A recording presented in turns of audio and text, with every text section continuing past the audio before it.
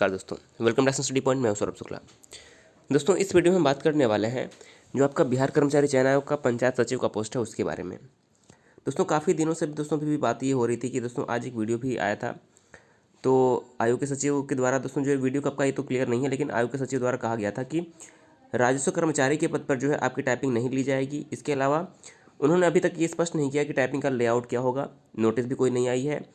लेकिन अभी भी दोस्तों इस बात पर चर्चा चल रही क्या पंचायत सचिव के लिए भी टाइपिंग होगा। तो दोस्तों इस वीडियो में हम सिर्फ आपको ये ऑथेंटिक जानकारी देने वाले हैं कि जो पंचायत सचिव की वास्तविक जो नियमावली है उसमें जो है क्या प्रक्रिया है टाइपिंग के बारे में, या फिर जो आपकी तकनीकी योग्यता जो आपकी वांछित योग्यता है या नहीं है। तो देखिए, सबसे पहले अगर हम आपका ये नोटिफिकेशन देखें तो पंचायत सचिव का जो पद था जो पंचायती राज विभाग द्वारा था, तो देखिए यहाँ पर जो लिखा हुआ है कि इसके लिए योग्यता आपकी इंटर थी। और यहाँ पर आप साफ साफ देख सकते हैं कि जो वांछित योग्यता है उसमें आपका दिया हुआ है कंप्यूटर पर टंकन तथा एमएस ऑफिस का ज्ञान जो है आपकी वांछित योग्यता में रखी गई है। अब देखिए, वांछित योग्यता का मतलब क्या है, इसके बारे में हम पूरा विस्तार से जानने वाले हैं अभी। और इसके अलावा वो बात करने वाले हैं कि जो यानी कि टाइपिंग इसके लिए होगा या नहीं होगा। देखिए, अभी भी ये बात स्पष्ट नहीं हो पाई और ये बात आयोग को स्पष्ट करना चाहिए। इसके लिए 1136 पोस्ट थे जनरल में, और कुल मिलाकर 3161 पोस्ट आपके हैं पंचायत सचिव के लिए। और वहीं राजस्व कर्मचारी की अगर हम बात करें तो राजस्व कर्मचारी के जितने भी पद हैं वहाँ पर टाइपिंग नहीं होने वाला है। तो आप ये बात याद रख लीजिए कि राजस्व कर्मचारी के पद पर टाइपिंग और कनीय लेखा लिपि के पद पर टाइपिंग नहीं होगा। तो लगभग 8000 ऐसे पोस्ट हैं जहाँ पर टाइपिंग नहीं होने वाली है। ये भी बात आप याद रखिए। 7-8 हज़ार के आसपास ये पोस्ट जो है रहेंगे। तो देखिए, लगभग 8000 पोस्ट जो है नॉन टाइपिंग वाले हैं, और लगभग आपके हो जाएंगे 4139 के आसपास जो पोस्ट हैं ये आपके टाइपिंग वाले पोस्ट होंगे। तो क्या पंचायत सचिव पर टाइपिंग होगा, इसके लिए वास्तविक नियमावली क्या है, तो इसके बारे में आपको जानकारी होना बहुत ही ज़रूरी है, क्योंकि आपको जो है इसके बारे में पता होना ज़रूरी। तो आइए इसके बारे में जो है विस्तार से बात करते हैं। तो दोस्तों इसके बारे में एकदम सही जानकारी के लिए दोस्तों हम यहाँ पर बिहार गजट का जो असाधारण अंक यहाँ पर आप देख सकते हैं कि है, इसमें हम दोस्तों जो है पूरी जानकारी जो है स्पष्ट करने वाले हैं। हो सकता है कि आपने पहले भी पढ़ा हो, लेकिन इसको आप दोबारा ज़रूर पढ़िए ताकि इस पर जो है हम डिस्कशन कर सकें। तो देखिए यहाँ पर क्या लिखा हुआ है, यहाँ पर लिखा हुआ है कि बिहार पंचायत राज अधिनियम 2006 के अंतर्गत जो है बिहार राज्यपाल निम्नलिखित ग्राम पंचायत सचिव की नियुक्ति एवं जो है अधिकार कर्तव्य की नियमावली बताते हैं। तो देखिए, जो 2011 के अनुसार ग्राम पंचायत के सचिव की नियुक्ति अधिकार और कर्तव्य की नियमावली क्या है, तो यहाँ पर आप स्पष्ट रूप से इसको देखिए। तो लिखा है कि ग्राम पंचायत सचिव की नियुक्ति अधिकार एवं कर्तव्य नियमावली 2011। तो यहाँ पर लिखा है, यह नियमावली बिहार ग्राम पंचायत सचिव की नियुक्ति अधिकार एवं कर्तव्य नियमावली 2011 कही जा सकेगी, क्योंकि आपकी वैकेंसी 2014 में आई थी, जो कि इसी आपकी नियमावली के अनुसार जो है पूरी होगी। तो ये आप देख सकते हैं कि यहाँ पर जो भी पूरी इसको आप पढ़ लीजिएगा कि इसका विस्तार पूरे बिहार राज्य में होगा। यह इस अधिसूचना के निर्गमन की तिथि से प्रवृत्त होगी, यानी कि इस अधिसूचना का यानी कि जब से लागू हुई है तब से ये लागू हो जाएगी 2011 से। इसके अलावा किस धारा से विपरीत है, तो बिहार पंचायत राज अधिनियम 2006। इसके अलावा अगर हम बात करें कि यह किस आयोग द्वारा ये संचालित है, तो आप यहाँ पर देख सकते हैं नीचे। तो यहाँ पर देखिए लिखा हुआ कि आयोग क्या है, तो आपका बिहार कर्मचारी चयन आयोग से संबंधित जो है ये है रहेगा।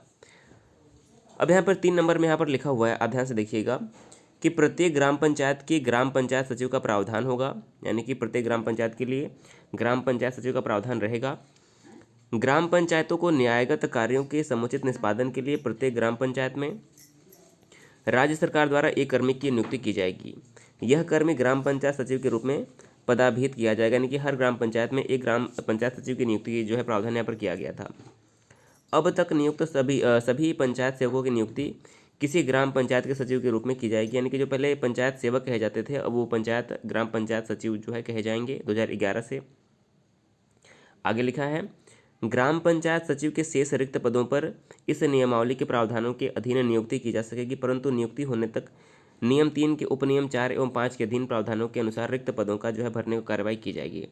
अब देखिए, यहाँ पर आपकी सबसे जो महत्वपूर्ण बात यहाँ पर रहेगी वो कि योग्यता वाली ही बात थी, क्योंकि आपकी योग्यता में क्या रहेगी, टाइपिंग योग्यता संबंधित है, तो इसके बारे में हम चर्चा करने वाले हैं। 3 नंबर में लिखा है, ग्राम पंचायत सचिव के पद पर नियुक्ति हेतु जिला पदाधिकारी सक्षम प्राधिकार होंगे। इनका संवर्ग जिला स्तरीय होगा। इस पद पर सीधी नियुक्ति हेतु विहित अर्हता निम्नलिखित होगी। तो यानी कि आपकी योग्यता क्या होनी चाहिए, सबसे महत्वपूर्ण बात यही है। तो नंबर क में लिखा है आवश्यक अर्हता में दिया है कि सरकार द्वारा मान्यता प्राप्त शिक्षण संस्थान से उच्चतर माध्यमिक इंटरमीडिएट अथवा समकक्ष परीक्षा उत्तीर्ण होना। तो इंटरमीडिएट इसके लिए न्यूनतम योग्यता थी, ये आपका इम्पोर्टेंट है। अगर हम उम्र सीमा की बात करें तो सामान्य प्रतियोगिता परीक्षा के लिए उम्मीदवारों के लिए आयु सीमा आयोग द्वारा नियत तिथि को 18 वर्ष से कम नहीं होगी, यानी कि कम से कम आपकी उम्र 18 से पूरी होनी चाहिए। अब सबसे बड़ी बात आपकी आती है कंप्यूटर योग्यता और टाइपिंग की बात। तो देखिए यहाँ पर स्पष्ट रूप से लिखा हुआ है वांछनीय योग्यता लिखा हुआ है, यानी कि ये आपकी वांछनीय योग्यता है। कंप्यूटर संचालन जैसे कि कंप्यूटर पर टंकन तथा MS ऑफिस जो है आपकी वांछनीय योग्यता यहाँ पर मांगी गई है। तो कंप्यूटर पर टंकन तथा MS ऑफिस का ज्ञान वांछनीय अर्हता मानी जाएगी।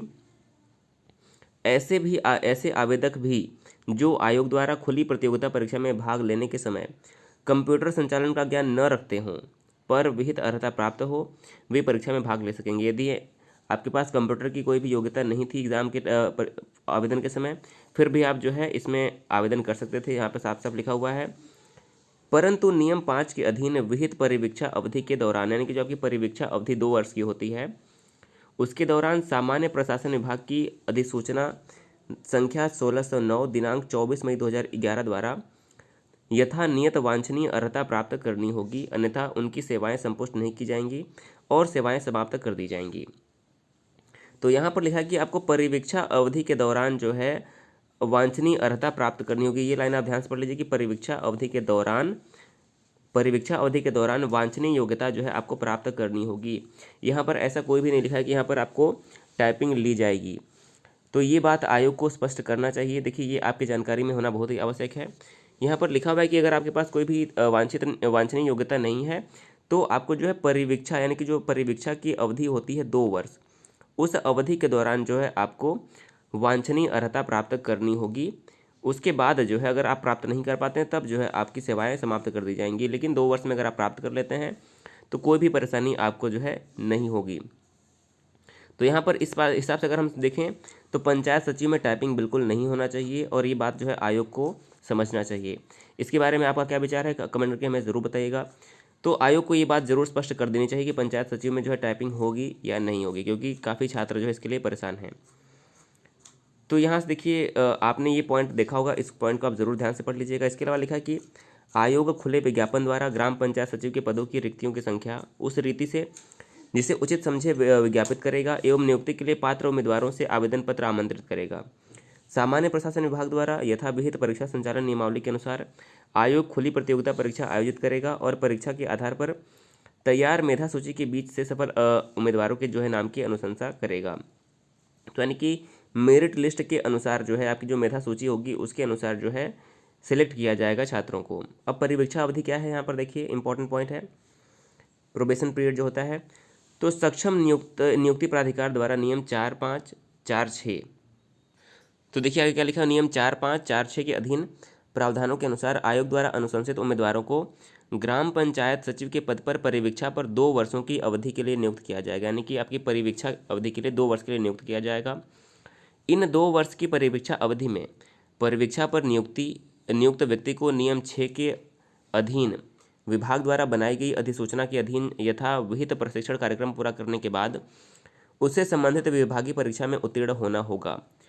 नियम 44 द्वारा विहित वांछनीय अर्हता को उक्त नियम में उल्लिखित सामान्य प्रशासन विभाग की अधिसूचना द्वारा विहित उपबंध और रीति के अनुसार प्राप्त करना, यानी कि जो आपकी वांछनीय योग्यता थी कंप्यूटर टंकन और कंप्यूटर में MS ऑफिस का ज्ञान जो आपकी वांछनीय योग्यता है, इसको आपको इस परिवीक्षा अवधि के दौरान पूरा करना होगा तथा परिवीक्षा अवधि के भीतर संतोषप्रद सेवा प्रदान किया जाना अनिवार्य होगा, जिसके उपरांत ही सक्षम नियुक्ति प्राधिकार द्वारा उनकी सेवाएं संपुष्ट की जा सकेंगी, अन्यथा सेवा समाप्त कर दी जाएगी। तो ये सब जो है आपको परिवीक्षा अवधि के दौरान जो है वांछनीय योग्यता प्राप्त करना जो है इस नियमावली में स्पष्ट हो रहा है।